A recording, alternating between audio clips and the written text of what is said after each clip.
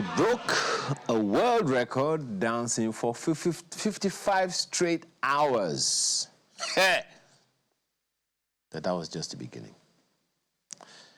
From the stage to the studio and now the boardroom, today's guest has redefined what it means to move with purpose. You know, move.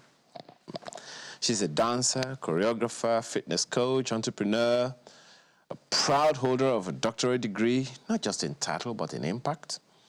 She's mentored thousands, pioneered platforms for creatives, and is now marking 25 years of excellence with a vision that goes far beyond rhythm and routine. Please welcome with me the dance queen herself, the trailblazing, record-shattering, ever-inspiring. Wait. There's a name you people know. Wait, I'm coming. Kafayat Oluwatoyin Shafau Ame, popularly known as Dr. Kaffy. Thank you. Sorry, there's no drum roll here. Yes, I'm doing That's why I'm clapping for myself. Wow. Yes, sir. 25 years. Yeah. Picking where they're born 25 years, don't marry you. Yeah, you.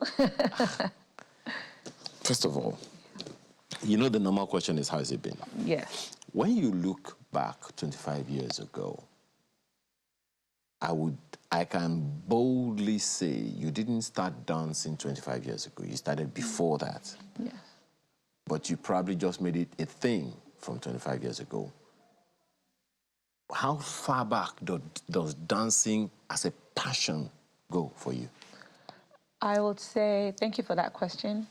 I'll say it went as far back as primary school, because I've always wanted to participate. I am a very active kid, Obviously. So I always want to participate in anything that just allows the human mind and body express itself. So when my parents say, what club activity do you want to do? I think I nearly signed up for almost everyone. I was in Red Cross, I was in Brownies, I was in Igbo cultural group, and sometimes they'll tell you can only pick one. So I'm like, don't worry, I'll do this particular term, I might be in Igbo. The next term, I want to try out Yoruba cultural group, and it was really like that. But I never thought it was going to be like a career. It was just something that helps me find myself. That's to give it a very light summary, and that's what it has been. I never ventured into it, so I didn't go to school for dance. So I know the only thing I had with ballet or formal training was ballet when I was in primary school at Chrisland, and we performed at the Unilag Auditorium, and that was my very first thing with a stage, like a proper stage, because the auditorium was pretty new at that time. It was like, oh my goodness, a main stage, seeing the curtains open and close. So I was like 8 years old then. And that was the first ever moment I had to see a stage for dance. But I still never thought it was a career thing. I was still on the journey of figuring out what I wanted to do in life. So I kept changing profession. 1 minute is lawyer, because that was kind of like informed from the external forces around me in the family. Like, you talk a lot, you should be a lawyer. And I was like, okay, since I talk a lot, maybe I should be a lawyer. But as I grew up, I was finding purpose more as a child. I just felt like I wanted to matter to my environment. And I was like, what can I be? Matter. Then something struck me when I finished primary school. I was like, I want to be something that the country is missing. So I want to fill a void. But I didn't know what that was. So fast forward secondary school, I never danced throughout secondary school. Nobody in my secondary school knew me for dance. They knew me for soccer. They knew me for sports, but not for dance, because I got scared at some point. Every time I danced, I noticed that people watch me and everybody just goes to sit down in parties, and I'll be the only one left there dancing. And so I couldn't process it. So I was like, why is everybody staring at me? And I just shut down. No more dance. I don't just want to dance. No, I danced maybe in the closet, in privacy, but I didn't just understand how that. I loved attention, but the way as you're dancing, it's almost like some people even look at you in a certain way. This one don't come now. Nobody go see us. And they just go down and go and say, so some of that was a bit negative for me. And I was like, why am I taking your shine? As a child, I couldn't understand that. And I was like, you know what, I don't want to be the reason why people leave the dance floor. But some people will say, it's because you know how to dance so well and people feel intimidated. But Didn't register like that. But fast forward secondary school, I was more into sports, and it was doing the jam, trying to get into school, university. That was where it came back full force. I was battling with my physical health from a place of, I used to be a size 16, so I was just very, very big. And I wanted to slim down because I had this derogatory, people always say, you're fat, you have this, you're this. So I just felt not comfortable in my own skin. I was not confident, even though I was confident in other things in life. But when it comes to my body, I was a bit too conscious of it, and I just didn't like my body. And I went through the whole journey of trying to lose weight and all of that, but dance gave me my self-esteem and confidence back. And I wanted to give that back to people. So I went to National Stadium and I joined an aerobic class. One day, teacher did not come. I decided to just take the class. Everybody liked it, and that's where dance now became a thing for fitness, and people liked it. And I was like, so this thing has a positive impact vis-a-vis what I thought before. That is where the essence of it started for me. Not that, I want to be a dancer. Like nowadays you have kids, I want to be a dancer so I can be dancer for Davido, so I can blow, so I did not do it for that. I did it for finding myself, and I saw that it could do the same for other people. And so when I now entered the entertainment industry, I just transferred that essence into that. And when jam was jamming, school was schooling, and families, everything is in my book anyway. And all of the things, life was just lifing.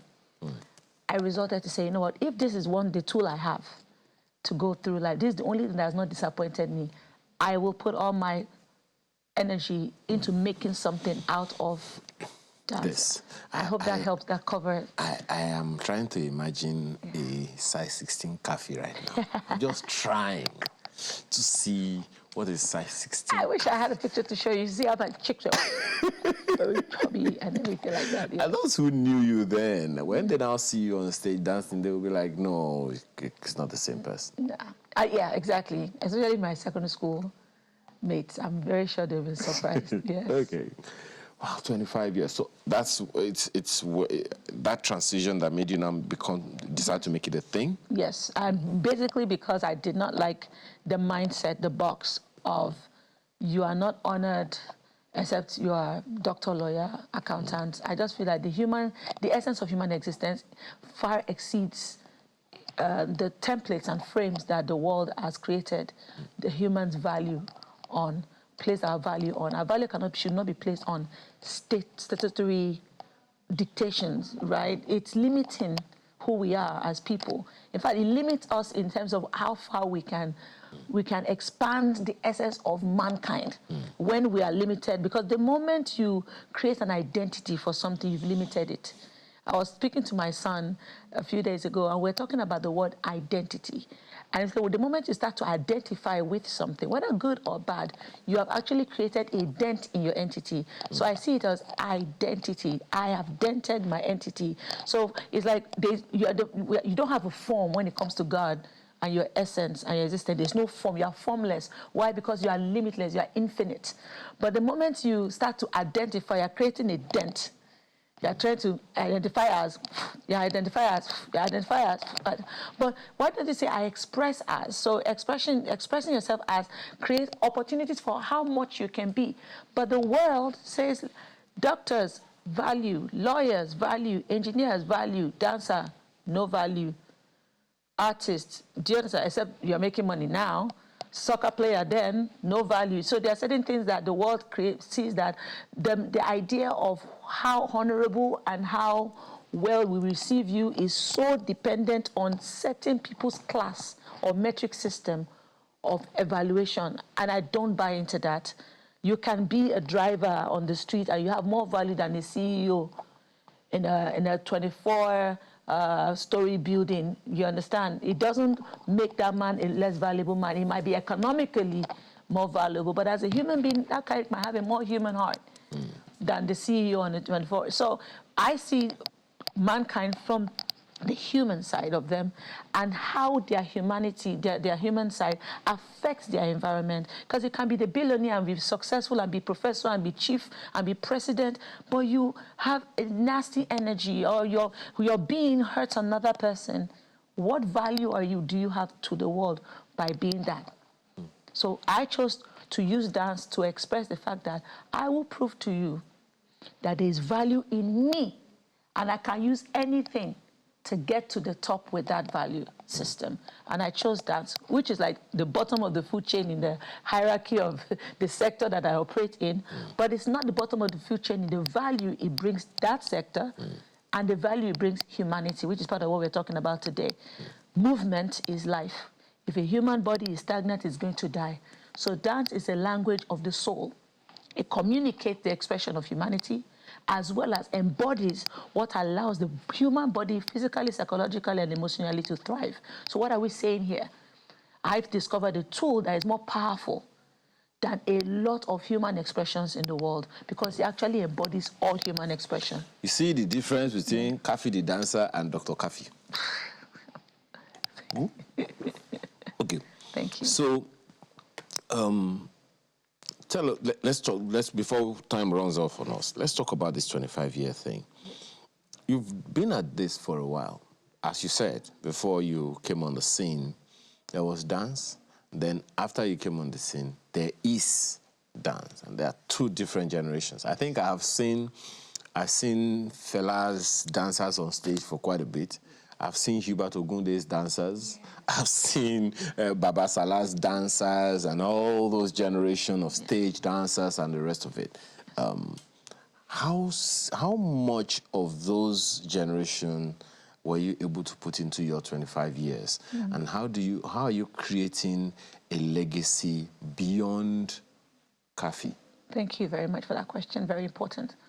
For me, dance speaks to me as an entity that has values that are encompassing: economic, cultural, which is where you are speaking from the heritage, history, the conservation of our culture, because it embodies it. Look at dance as a capsule, like a treasure chest that can house many valuables that the human existence requires. Dance can help you preserve the stories that tells us who we are. And in it, we can conceal and protect it like a museum of our transgenerational history. We can protect our history with it. And we can communicate it to future generations with it. Let me perhaps, my apologies, perhaps by way of analogy for the people to understand. When you see an Indian dance, you don't need... You can say it's an Indian. You know, without any this thing. And then they have peculiarities, the head movements, the hand dance movements, and all those things. They are peculiar. And they are, if you are interested, you can find the stories behind that. Is that what you're saying? No, what I'm saying is that, it is what I'm saying. But I'm saying, in terms of taking it from the Hubert Ogunde's perspective to this part, sometimes we trap dance by looking at it only from that angle. Like I said, let's look at dance as a major container that can embody humanity. It embodies the preservation of culture, which is what Ogunde also do. They tell stories that also have the capsules of our history. You understand? Our people's culture, our traditions, our energy, our ancestral value systems. Dance helps become a treasure chest in that. That is one aspect of it. Sometimes people always look at it from that aspect alone, that, okay, Kaffy is dancing now, why they do bata, why they do whatever. It doesn't mean that I don't value all of that, but it's not that the only thing dance in itself is about. You understand? It's an ecosystem. That's why I want the world to understand that that's not just about the movement for preservation of culture. It is an ecosystem that embodies preservation of culture, embodies what? Wellness, health, right? Embodies economic value system, because it embodies the need for communication. Nowadays, a lot of people, air vendors, artists, movie promoters, what do they use for advertising a lot nowadays? Dance. So when it comes to the economic growth, dance can be seen there. Cultural growth, dance can be seen there. Historic preservation, dance can be seen there. Education. Because dance, when you look at the neuroscience of it, helps rewire the brain and helps with retentive memory, imagination, even healing practices. There's dance therapy, there's movement therapy. Do you understand? So when we look at dance, the value I have discovered is beyond limiting it to just cultural expressions, which is what we saw most of the time in the olden days, vis-a-vis what I am doing now. I am trying to open the mind of the people into the vast commercial capacity, economic capacity, and the health benefits of dance to improve our productivity as humans. So whether in the creative sector, in the educational sector, or in the wellness sector, dance sits positively as a pillar there, and people need to know that it is, rather than looking at it only from a come and perform now, dance on stage now. There's so much more. As a dancer, I can work anywhere. Okay. And that is where my trajectory has been tracing. In terms of legacy, I have built systems. I've spent the past 5 years even doing a lot more in trying to use technology to scale how people can amplify the ability to use dance to survive, ability to use dance to be more better in wellness and productivity, and also the ability to use dance to project a career choice. You understand? How are you doing that going forward? Thank you. So I have 3 major platforms. First of all, we have our websites. I have www.kaffycreativeagency.com. That solves the problem of nurturing, empowering, and selling. Okay? If you want to learn how to dance, not just dance, the creative sector that I'm more into. If you want to learn how to turn your passion to profit, I created my agency for that. So we can find talent, groom talent, coach, certify, then we can also help them back into the market, create a system where they can be productive, and we just like a socioeconomic growth.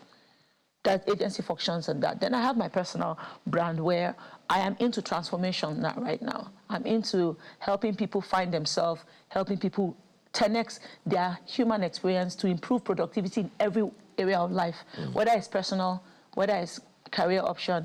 That is where I'm for mindset evolution. I believe that that is what we need in Africa more than anything. And as I'm using dance to also speak this language and position it in that aspect. Also, we have a few apps that are going to be launched at my event on the 9th. We have one, so we're starting with the lowest hanging fruit, which is wellness, right? So the wellness and there's the creative industry. So 2 of them are the lowest hanging fruit for me. So in the wellness industry, I'm looking at wellness from a transformational perspective. Because for the human mind to be productive, you need to be sound in the mind, you need to be fit in the body, and your spirit needs to feel uplifted and healed, right? In the creative sector, we need to know where to go for training, you need to know where to go for certification. I think we need to create a documentary around whatever you're doing. So those are the systems really in terms of what you've asked, and these systems are going to go beyond us. Let's not forget, education is not just academic. Education is life. So I am pursuing, I know that in the nearest future, in the 10, 15, 20 years, school is going to be almost one of those things you can just do. As long as you are literate, people can go online and learn anything. Yeah, so yeah. I have so many questions to ask you, but time. I've run out of time. Thank you so much for your time this morning. Yes. Let me be clear who I've been speaking with. I've been speaking with Dr. Kaffy. Well, I choose to call her Dr. Kaffy this morning. Kafayat Oluwatoyin Shafao Ame, popularly, professionally actually, known as Kaffy. We appreciate your time this morning. Thank you so much. Thank you. I hope I see you at the event on the 9th. Is there anything that is impossible? One question that I didn't ask you is how mommy and daddy took it when you said you went to that. Don't answer today. That time. No, because that's so no, do you know what? Let me tell you what the answer is, if you allow me. The answer is in my book called Allah Jota. Oh, okay. Diary of the African Dance Queen. You Thank can you get so much. all your answers there. Okay. Yes, and please, on the 9th of August, 2025 at Landmark, Transform with Kaffy is Africa's biggest premium wellness convention. Be there to get transformed body, mind, and spirit. Thank you so much for your time this morning.